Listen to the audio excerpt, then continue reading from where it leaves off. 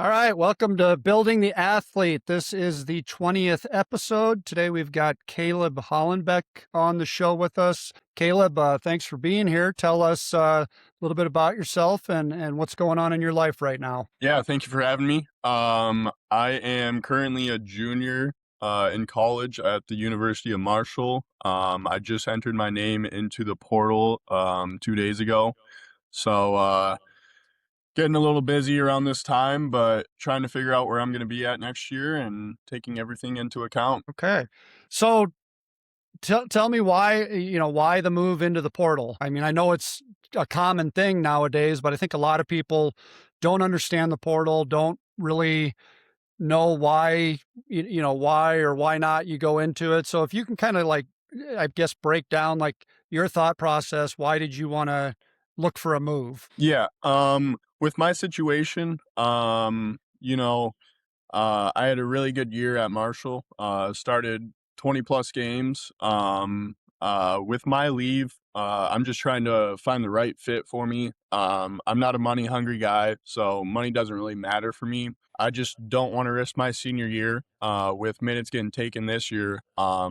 I just don't want to risk that. I want to leave everything on the line, have no regrets. And then just looking down future career, obviously I want to graduate, get a accounting degree. So just looking for the right school that will help me get that. And then obviously with my athletics, personally, I want to have the greatest senior season ever. Put everything forward, have a really good off-season training in the weight room and on the floor. So kind of just finding that system that fits me and having teammates around me that are all there for one thing, and that's to win. Okay.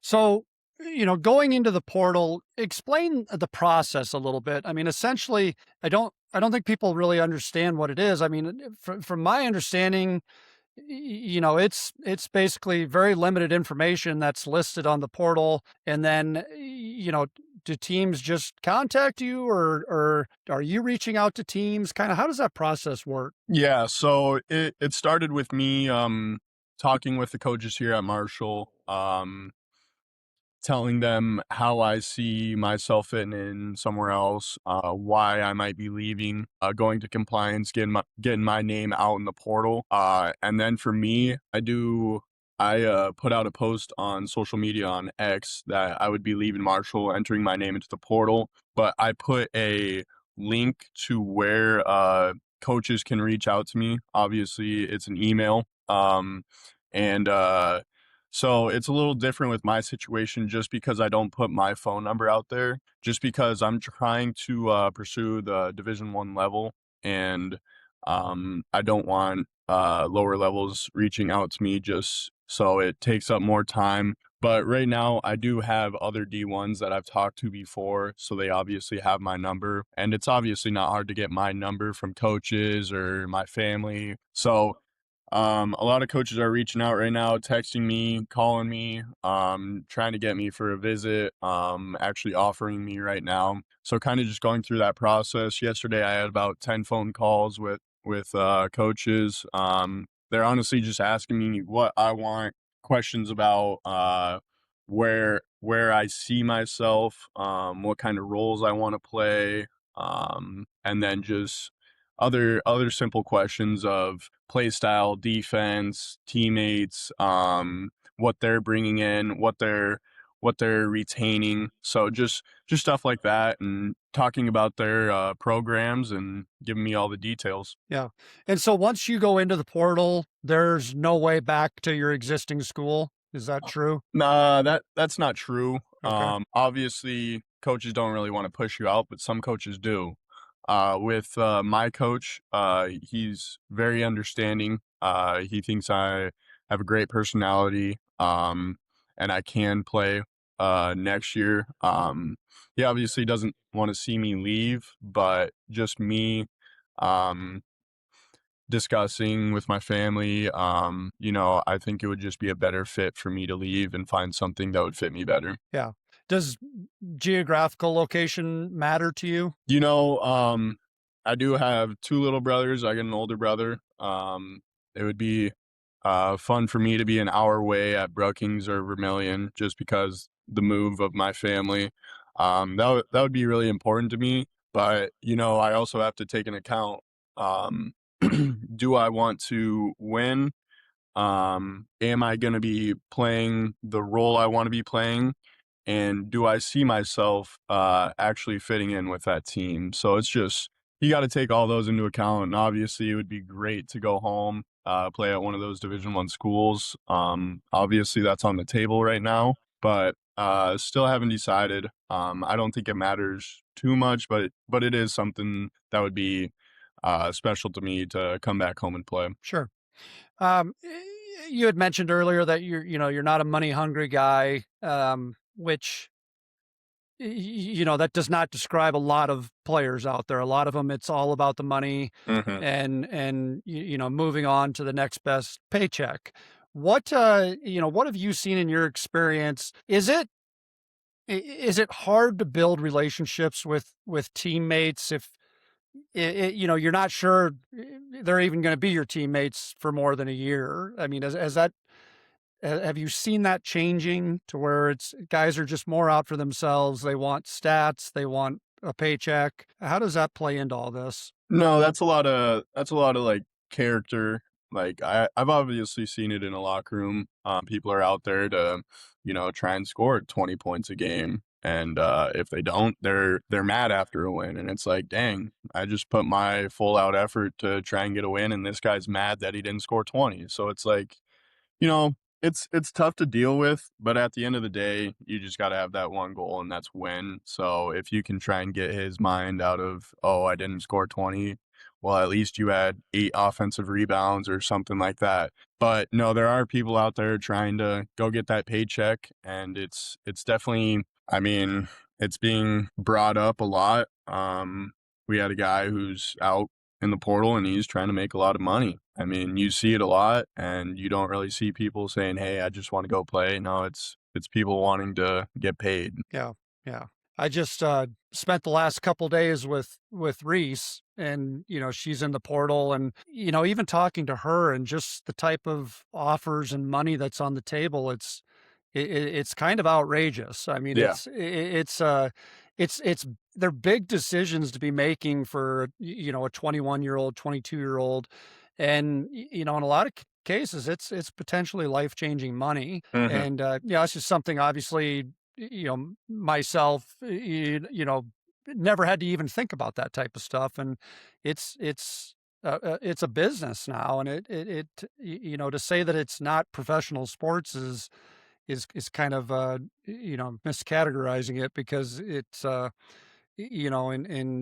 a lot of these kids are getting paid and getting paid well, and it's just one more layer on the decision making process. You had mentioned character you being a guy that wants to go out there and get the W. Um, explain to me a little bit, how much of that do you think is has to do with your upbringing and parenting, and do you kind of see that in your teammates, people that have different upbringings that either are about the team and about the wins or about the self? Yeah, no, for sure. Being raised by a head coach, I mean, you can definitely tell the energy of, we got to do everything to win. So, I mean, you also see it here at this level. I mean, coaches are trying to keep their jobs. If they're not winning, I mean, it's going to be tough for them to hold on to a job. So, I mean, just looking at it at that aspect, when everyone's successful, everyone, I mean, just steps up. Like, people want to recruit winners. Coming out of a JUCO where we won 30 plus games my last year, I mean, a lot of coaches were talking to me. So I mean, just looking at it from that standpoint, it varies on locker rooms, just with character and how things are going. We go through a lot of adversity, but it's just how we can overcome that with not saying, "Hey, I didn't get to play this game," but you got to be ready for your moment. You can't be in your feelings before a game. I mean, my main goal this year was I'm gonna do everything I can to help this team win. I'm not gonna let last game conflict with this game. I'm gonna take every shot that I can and if I miss one, I'm gonna have no conscience. I'm not gonna let that last shot say, "Hey, you might make this shot." No, it's gonna be, "I'm making this shot." So, I mean, just having that, um, knowledge of, "Hey, go out there, do everything you can. You're gonna try your best. You're not gonna get in your feelings on the bench. You're not gonna show coach that, hey, something's affecting you, so he can't play you." You have to be in that moment, and the only thing on your mind is winning. Yeah. And I think you're understating just a little bit when you said you grew up with a head coach. You know, y- your dad is all about discipline, all about hard work, character. So, I mean, those things were obviously drilled into your head. And your dad runs a program where over the last 15 years, he's got guys that could have scored 30 a game that maybe scored 12 a game and played as a team. Mhm. And I think that's a huge learning lesson that a lot of basketball players have learned from your dad. And obviously it's been instilled in you. But I don't, there's not a lot of Coach Hollenbecks out there. A lot of kids aren't getting that same experience. Um, so let's talk a little bit about the JUCO route. I mean, coming out of high school, you go to a JUCO kind of in the middle of nowhere in Wyoming. Um, how was that experience? Like, what was the biggest adjustment coming out of a private high school into a JUCO? Yeah, I mean, just coming out of high school with my team, we weren't the biggest, we weren't the most athletic. I kinda had to play a big role on that team, and then transferring to that JUCO, it was a big transition. We got there, I think we played runs or got some runs in the first or second day we were there, and I was like, "Dude, these guys are touching the top of the backboard, they're dunking everything." So, I mean, I just had to figure out what I could do to get on the floor, and, I knew I was a good shooter, so I was like, "Let's take this to the next level." Um, I put a lot of time into that. My freshman year, I actually got to start quite a bit of games, just because of my shooting ability. Knowing the game, I watched a lot of ball growing up, so I kind of knew the reads, knew what I need to do. Um, and then, my coach was a big believer in me.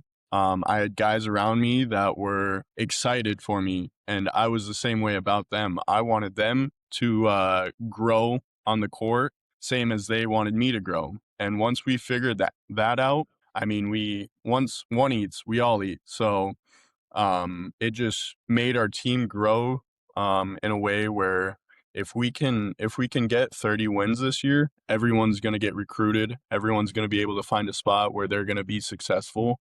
And we just kind of took that and ran with it. And our coach was really good with us. He put us in positions to win, and it worked out for us. Do you think, having a pretty high court IQ and a pretty high skill level, do you think that allowed you to exist amongst guys that were far more athletic? Oh, for sure, and it's brought up in, text messages and calls right now. They want guys who have a good feel for the game. They don't want a guy who goes out there and they're shaking. They don't know what they're gonna do. So, I mean, just knowing the game, understanding it, know where you need to be, know what your next play is, just having that sense of, "Hey, if I catch this and I'm guarded and there's a guy one more, why not swing it to him?" And we play off of each other.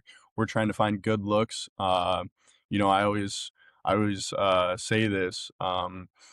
We're gonna pass up the good shots to get great shots. So just finding those great shots. Um, one thing I've noticed a lot, and obviously being an alum, I watch Iowa State play quite a bit, and he seems to have those guys playing at such a high intensity level. And do you see that in have you but going from JUCO to Division 1, like, is everybody just playing at that high intensity level now? Is that how the game is played?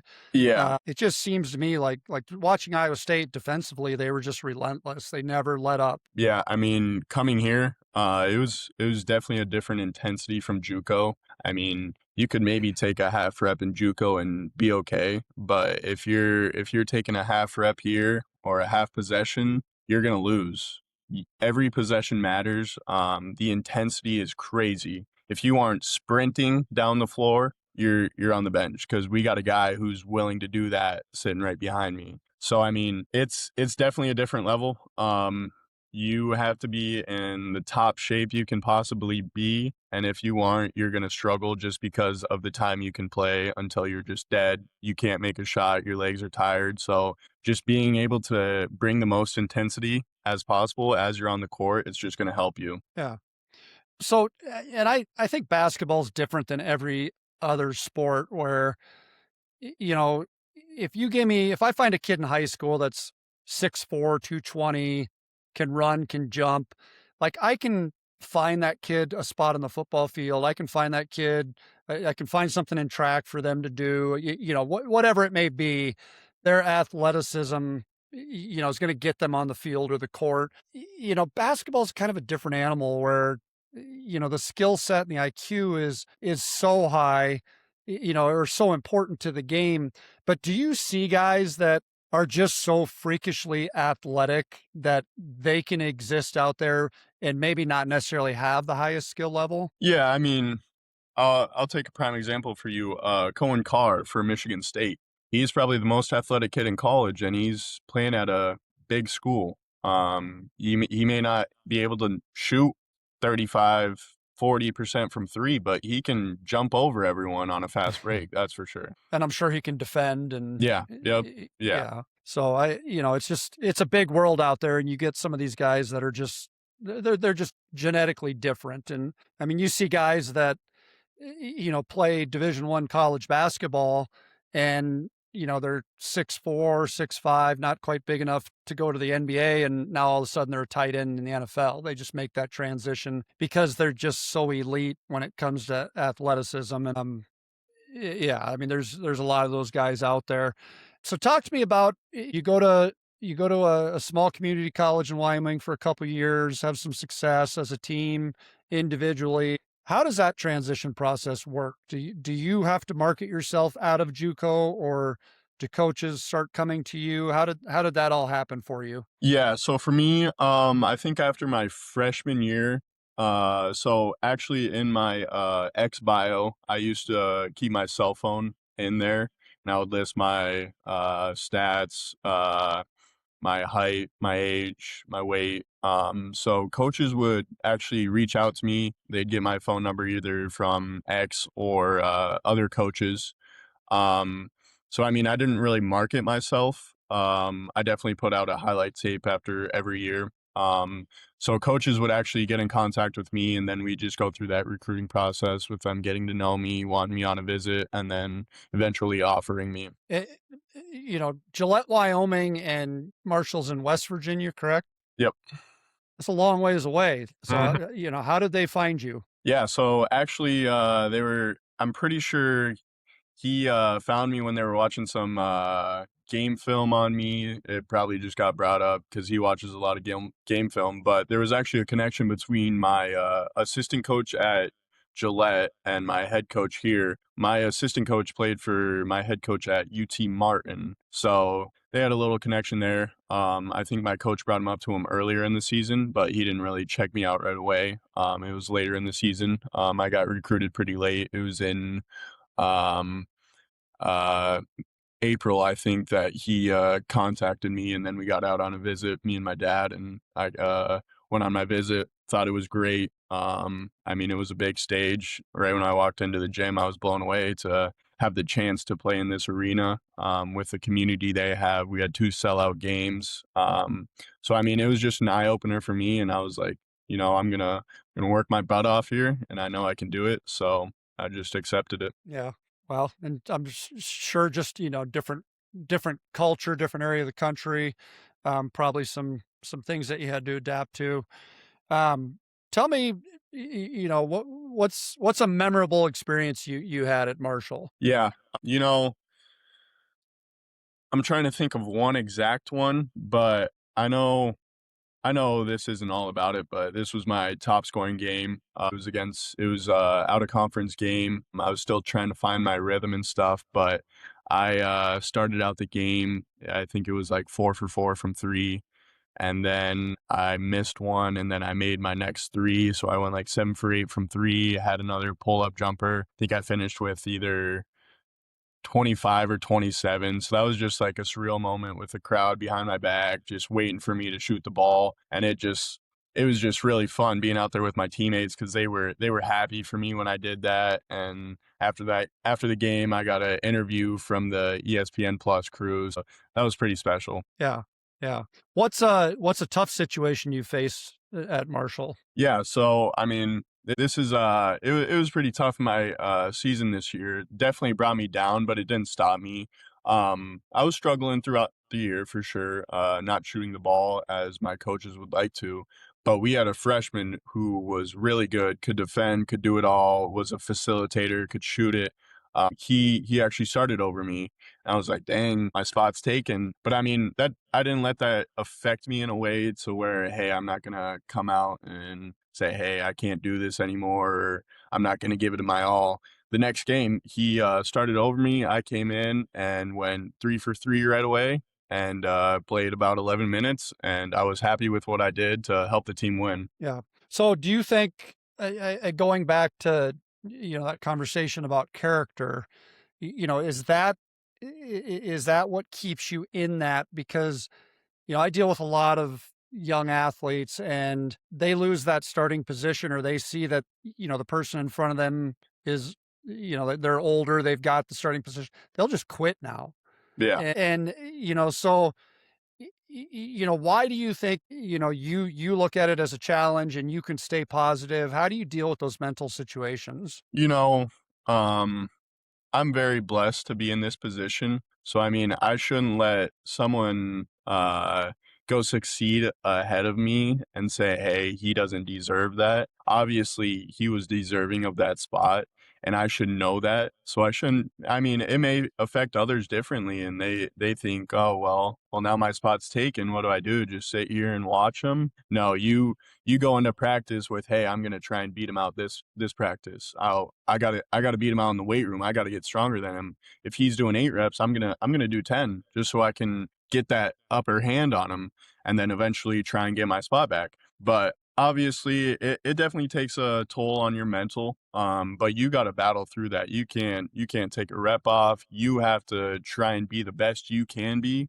so that when something happens, say in the Sun Belt tournament, our point guard, he's out. So who do we got? Oh, that's my name. They're calling my name. So I got to be ready at every moment. So just staying ready, know what you can do, and believe in yourself. Yeah, and I think that's the beautiful thing about sports is that those are the life lessons that you learn if you stay engaged. I think too many young people they throw in the towel too early, and you're kind of missing out on the whole point of all of this. I mean, I've dealt with thousands and thousands of athletes. Not very many of them have gone pro. That's not really the point of what I do or what your dad does. I mean, we're trying to use sports to develop great human beings that are going to be successful once sports is over. But you got to be able to deal with that adversity, and that's such a good way to learn it, and that's such a great attitude that you have.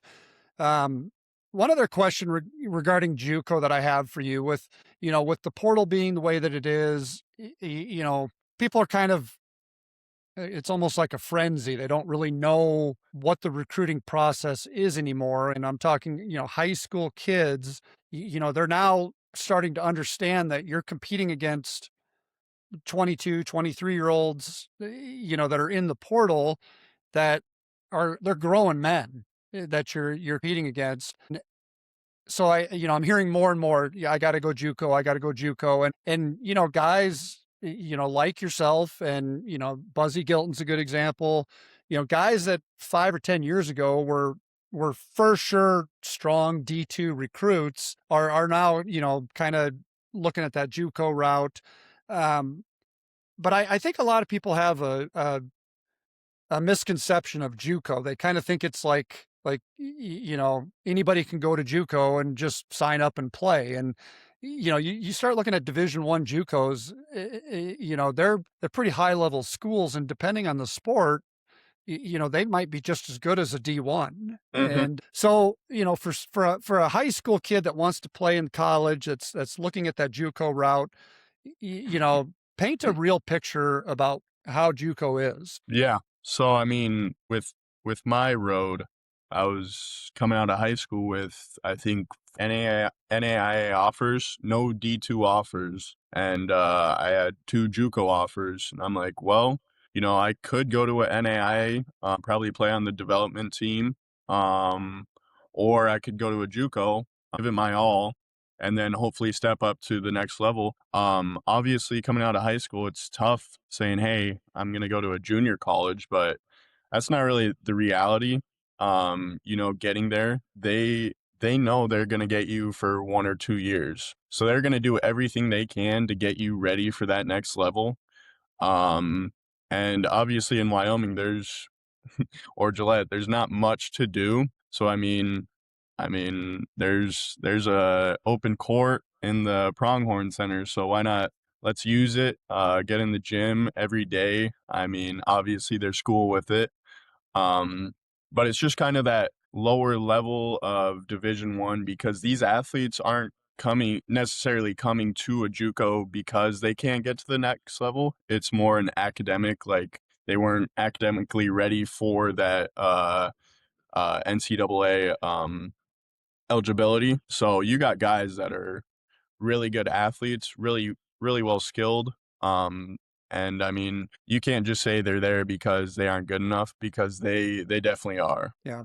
Did you ever, I mean, it sounds like you felt like you were pretty well supported there. I mean, did you ever kind of feel like it's like, they're just throwing you to the wolves and the guys that make it through? Because I've had people explain it that way as well. Yeah, I mean, there's some of that. With my situation, it wasn't like that, but I definitely saw some guys who had to go through that. And it's tough, especially being at a junior college. It leaves you with no hope, but the guys who can persevere through that, they can definitely find another place after junior college to play. Yeah. Yeah.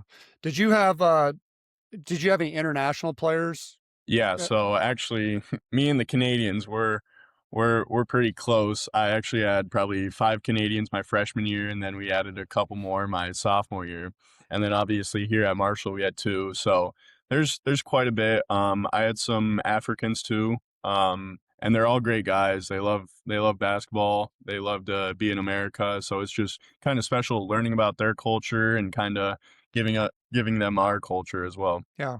And I bring that up because you look at, and I've gone through this with both of my daughters, and you look at a JUCO volleyball roster, and a couple of the teams that my daughter was talking to, it's all international, Mhm. and these are all they're Division I level athletes. But sometimes, and you kind of touched on this, but their academics don't match up with NCAA requirements, and so they have to make that additional stop to get the academics in line to be able to make that next move. But they're going Division I at some point, and Yeah. so again, it's not. I just you can't just decide. Well, I'm going to go play for a JUCO. It's not quite as easy as people think that it is, and it's going to get more difficult. With the transfer portal being the way that it is. So I'm glad you got through there and made it to where you're at now. Um, so let's talk a little bit about, um, you started training with me. How old were you? You were pretty young, right? I think I was in 5th grade was the first time going to your place. Okay, so very young, Yeah. and so you had a lot of years of exposure to it. Um, you seemed, your brother came through the program, and then you came through the program. Are you 2 years younger than him? Yes. Okay. So, like with Connor had to really work at the athletic side, like movement and jumping and that type of stuff. And that all kind of seemed to come a little bit easier to you as far as just natural athleticism. Tell me about your experience training as a young athlete and just kind of progressing through middle school, high school, what did it look like in JUCO? What does it look like at the Division One level? Yeah. So, I mean, at a young age, just kind of being taught the movements and how you need to be doing this and what we're focusing on. Obviously, through middle school, I was a small kid. I think I was maybe 5'6", 130 pounds, if that. So, I mean, just learning those movements and kind of just getting your body moving, kind of recognizing those movements, putting a little strain on your body just so you can grow. Obviously, in high school, I picked up a lot, started moving some weight, and then kind of just getting me ready for the next level. So that helped me grow. And then getting into junior college, I was like, oh, these guys, they haven't really had the training that I had just because I know everything. I know how to do it. I know what to do, what not to do. And then also having that coach who's giving you this stuff and he's like, okay, I can trust this guy in the weight room. I know he's gonna go out and do it. But you also have to have that mentality of I gotta get everything out of this rep and I can't leave anything behind because if I do that, then the guy next to me, he's gonna do it with all he got. So why shouldn't the coach play him? So I mean, just getting that every rep, and then coming to Marshall, I definitely grew. I was getting stronger. I think I gained 10 pounds when I got here. So I mean, getting to this weight room compared to JUCO, it was definitely different. We did a lot more on court stuff with like jumping, knee strength, and a lot of other stuff, just kind of movement, quickness. And then in the weight room, we were preseason, we were moving a lot of weight, squatting, deadlifting, benching, just kind of focusing on those bigger movements. And then he really focused on jumping with us, just trying to get our legs moving. But no, there's a big difference from high school to JUCO to D1 level program in the aspects of the weight room. Yeah. And you had mentioned, I think, at the JUCO level, they recognized that you knew what you were doing in the weight room. And I think that's something a lot of young athletes don't even consider is that, you know, being advanced and being well trained moving into the college level, it's just one more box that's checked when these coaches are trying to make a decision on who's our guys. And I always go back to Lincoln Feist, who he goes to Notre Dame as a walk on, and didn't ever play a lot there, but I think it was his freshman year. I think it was Chip Kelly, maybe that was the head coach. Then comes into the weight room and he's talking to the weight room coach and the strength coach, and he points at Lincoln. He said, "This kid's strong. This kid knows what he's doing in the weight room." And that might have been the difference between keeping that walk on and having them let him go. And I've heard that from a lot of our athletes is they go into the college weight room and right away they're kind of the standard, like the strength coach will use them as to demonstrate how to do a clean or how to squat correctly. And so, I mean, that's just one more way to get ahead. And, obviously going to the Division 1 level, it's a big part of it. And I think that's another thing that kids don't realize is you're going to spend as much time in a weight room as you are on the court. And so maybe talk a little bit about like what does a week look like, a training week at a Division 1 college. Yeah, so preseason we would do about an hour in the weight room. We do probably 15 minutes on the court just to get our legs moving, knees bending and all that stuff. But when we got into the weight room, we would do legs one day, so legs on Monday, upper body Tuesday. Wednesday would be a feel good rollout, do a pin pull series, just kind of get activated. And then Thursday we would go back to legs. We would rotate between squat and deadlift. It would be a lot of output. We would get some good lifts in. And then in season, it was more managing our bodies. So usually we would get a good lift on Monday. That would just kind of be a full body lift. Tuesday we would be getting ready for a game, so that would be another pin pull day where we're just trying to get our body moving, getting some jumps in, moving a little bit of weight. And then after a game, we would roll out. and then we would do a full body lift. And then going into Thursday, we would also do another lift, or Friday. That would be right before a game. So that would be a feel good lift, a roll out, get moving, pin pull, and then get ready for the game. So I mean, it kind of varies, just preseason and in season, different targets. Preseason, we're moving a lot of weight, getting ready, getting stronger, and then in season, we're just trying to manage, keep our strength, don't let anything fall behind, and then just go from there. Yeah. Have you seen guys, whether it's the JUCO or the D1 level, have you seen guys come in that have really no experience in the weight room and it's really caused them problems? I mean, just trying to keep up with that schedule? Yeah, I mean, for example, like coming here, we had a couple freshmen come into the weight room. Obviously, they didn't have the training or experience that I had, and they didn't understand, if you leave a rep on the table, it's going to hurt you because coaches are always watching that.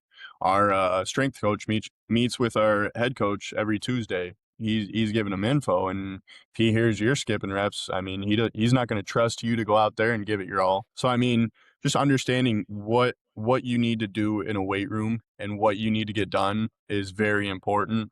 And that also goes to, hey, if you understand this, my strength coach is going to be there. He'll watch me and then he'll go to the next guy because he knows I'm going to get it done. Or he goes to a new guy and this guy's not doing it right, doesn't have the proper form. He's like, okay, hold on, put that weight down. I got to teach you this, teach you what you need to do. With me, I'm over there pumping weight. I'm already at a good weight right now, getting a good lift, and he might have to go down because he's not he's not at the level I am, and he still has to figure out the form and everything that goes into it. Do you, have you seen any of them, physically break down because they have not had that foundation that was built like you did in high school? Oh, for sure. I mean, it's definitely a mental aspect. I mean, it pushes you, and sometimes they'll not take it too serious and be like, "Hey, I can't do this. I'm just gonna skip it. Like, I don't know how to do it." Instead of, "Hey, why not learn it now so later down the road you can do it perfectly fine with no help, know what you're doing and feel good about it." But as in looking at it, I haven't really seen them like do it, like fall behind and struggle as bad just because of how good our strength coach is. But I know it's out there. Yeah. Yeah. Do you I always ask this question of basketball players, and it's kind of related to what we're talking about. But do you think, like at the high school level, these kids nowadays, and you went through this a little bit, but do you think basketball players are playing too much basketball? Never. I think I could play basketball every day if I wanted to.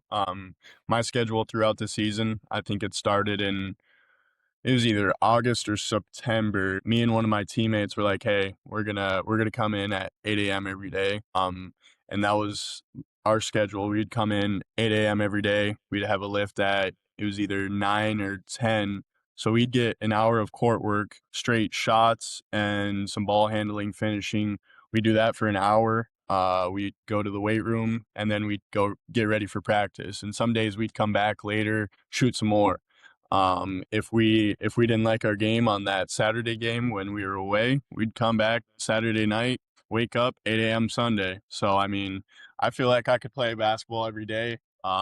It's not gonna hurt you unless you're getting injured and stuff. But with me, I think I could play every day. I want to, just because I know if I take a day off, someone else is getting a day in on the court. So Okay, but going in and working on skill development and working on weight room, yeah, I mean, yeah, those are 2 very important things. Kind of rephrasing what I was asking is these kids that are playing a 30 or 35 game high school season, and then they're going right into AAU playing okay. another 60 or 70 games, um, and they're always kind of beat up, they're always tired, they're not getting into the weight room because their body is beat up and they just don't feel like they can do it. For a high school kid, do you think that's too much? And that's kind of what I was meaning Yeah, by playing okay. too much. Yes and no. I know like throughout the high school season, it's a little different with games kind of spaced out. But AAU does get serious. That does put a lot of strain on the body because if you get into that tournament and you just keep winning, you have possibly 6 games on the weekend, and that's a big toll on your body. Um, I feel like when I was playing AAU, I was at a younger age, so I could definitely manage with some of that. But it does put a lot of stress on your body. I think that's also good for him too, just because it gets you to a point where you know the max potential that you can reach with stamina and knowing how you need to treat your body. That plays a big role into it. But there's good things and bad things about it just because you're so beat after a 7-hour drive back home and you kinda got have to take that next day off. And you were always pretty consistent, if I remember right. Even during AAU season, you were still getting in and getting your lifts in. So I think a lot of it is just the individual and knowing that that's an important part of development. Um, I saw it was like a cartoon drawing, and it showed like 4 different lines, and the first line was playing in tournaments, and there was, hundreds and hundreds of players in that line. Second line was going to camps, and there's tons and tons of players in that line. Third one was skill development, not very many people in that line, and then the last one was strength training, and there was like 2 people in that line. Mm. And it was a joke and a cartoon, but it actually illustrated, I thought, pretty well what that basketball world looks like. And I mean, I don't think people understand how physical the game is and how strong those people are. And I'm sure you've seen that at that level. I'm sure you saw it at both levels, just the physicality of the game. Like, did that catch you off guard? You know, I did a lot of research before coming to Marshall, not so much in JUCO, but I definitely saw that there's bigger people than me. They're stronger. They can just move people out of the way if they want to. Um, but coming here, I knew it was going to be physical, just the way people talked around here. They always say it's the Sun Belt because the refs don't really like to call much. So I knew it was going to be a physical league. And then seeing how some of the older guys in the weight room are, just knowing that, yo, I got to get ready for this because it's going to be a all out war out there. So, I mean, I had an understanding of it. I think when I got into the season, I was like, yeah, this is no joke. If I take two days off of lifting, I might struggle out here. So it's definitely a big part in today's game. Yeah. And I mean, with just the way things are lining up now with the portal and so many high level players are in the portal. Like, what would you say to a high school kid that wants to move on to college that doesn't think the weight room's very important? Um, you know, it's I don't know. I can't say it's more important than your game, but it plays a huge role. I mean, the difference between you being 185 and not being able to push your own weight on bench, you're gonna get pushed around. Now, if you're 185 and you're benching above 225, all right, you should be all right. You'll be able to step in front and take a hit, but it plays a huge role, especially with lower body strength. Bumping into people. That's a big part of the game. Posting up, boxing out. I mean, you just need those things because when a center who's 265 comes down to run over you to grab the ball, you better be ready there to stand your ground and give him a hit so he's not coming back another time. So it does play a huge role. Yeah. They quoted Rick Barnes during the NCAA tournament. He said, in some cases, strength outweighs skill. Now, obviously, not in all, and probably not even more than half of the time, but you watch Tennessee play, you watch Michigan play, and I mean, those are football players out there. Those are Mhm. just big, strong dudes that are playing at that high intensity level. And, if you think you're 17 years old and you're going to come out of high school and compete with that, it's going to be awfully, awfully tough. And, so I just, I think basketball for such a long time, I mean, even even when I got started in the strength and conditioning world, there was still kind of a stigma about basketball players lifting weights. Like there was a lot of coaches out there that didn't believe in it, thought it would mess up your shot. Your dad was way ahead of the game with it, and I think it gave him, I think it gave him kind of a leg up on everybody for a lot of years. And obviously now everybody's kind of doing it. Obviously at different levels, but it's gonna be really hard to make it if you're not physical and strong. For sure. Moving into the college level, what was the biggest part of your game that you had to make an adjustment to? I mean, I knew I could shoot the ball. I knew I had some skill with handling the ball. Defensive wise, I struggled a little bit, but that I think the biggest thing I needed to do was get stronger. Honestly, like coming out of a JUCO, I was a decent size, but if I wanted to make more of an impact, see myself playing more, I had to get stronger, more physical, because you don't like seeing that guy who's overly physical pushing you. You get out of the way sometimes, and you don't want to be down in the paint with them, or you know. So I just had to see the aspect of if I get stronger, I can bump with these guys. I can go grab an extra rebound for my team.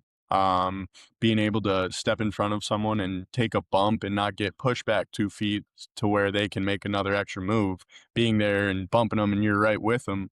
I mean, that's a huge part of your game, and the strength aspect. You're just stronger. You're physical. You take hits better. You're just well balanced more. So I mean, that was something that I needed to work on, and I obviously did this year, and it definitely helped me succeed a lot more. And that's what I hear from most athletes in every sport is, you know, a lot of times it's just adapting to the physicality, the speed of the game, whether it's basketball, football, soccer, doesn't matter. Every time you move up a level, the speed of the game increases. And um, when I interviewed your brother, he made that point that from JUCO to D2 to D1, and for sure from D2 to D1, the actual game itself, the skill of the players really didn't change. Just the size and the speed of everybody is the biggest difference. So a few weeks back, I saw you at the state championship game. Um, your dad got his fifth state title, and he's still animated as ever on the sideline, entertaining to watch. But for you and your brother and your family, your dad coached for 20, however many years at St. Thomas More. Walk me through that experience of watching your dad win a state title, new school, new culture, new environment. How'd you feel during all that? Yeah, just kind of growing up in that system, you'd think like we're gonna stay here, be here for the rest of our lives, and it was a big surprise when I heard that be brought up in family talk. But I was really excited just because of my dad wanting it. He was very passionate about that, and I think he was just excited to try something new just because he's getting a little older and he wanted to try something new. It was kind of hard to like kind of take it all in because I was already in West Virginia playing basketball. But, I'd have those talks and say, hey, how are we looking? And he's always the doubtful guy. Well, there's Christian. They're going to be good. And I'm just like, well, you also have a solid team. So it was fun to watch all those games on YouTube, see their success. I would always talk with little bros, Caden and Colton, and see how they're doing with the transition. Obviously, that's a little hard moving across the state, but we look at the two sides of the state with basketball. It's just way higher in Sioux Falls and on the east side. So I think it was a good move by him. Obviously with the state championship, and now Caden can brag that he has more rings out of all the brothers. But I was really excited. Glad I could make it back out there to see that. Yeah. Well, and there's an asterisk there because you and Connor would have had a ring Yeah, in the COVID year for yeah, sure. yeah, I guess you can't say for sure, but I mean, it was highly likely you guys would have won the state title that year. yeah. Um, so I mean, your dad's won 5 state titles. You know, in my opinion, he's one of the best basketball coaches in the history of South Dakota. A lot of people would probably argue just because they like to not like him. Yeah. You know, he plays the role of the villain pretty well. But I think obviously state titles are awesome and they're great to win, but like some of the teams that your dad has taken to the state tournament when there wasn't a lot of talent there. Like I think those some of those accomplishments speak louder to me than the state titles because your dad has always been able to bring the best out of every player on the team. You know, he gets everybody to their highest level. And you know, talk to me about that. Like what do you think are his best attributes or why do you think he's been so successful for so many years as a coach? Yeah, honestly, I mean, the biggest attribute is obviously discipline. If you're not disciplined, I don't think you're gonna succeed the way you want to just because you're not telling yourself, "Hey, if I do this, oh, that's fine. I'm gonna keep doing it." I mean, he really um has a big passion of defense, and defense wins championships. His team, I mean, the team he came to the year before, I mean, they were pretty bad defensively, and I mean, he switched it around. He got guys to buy in. He got guys to believe in what he's telling them.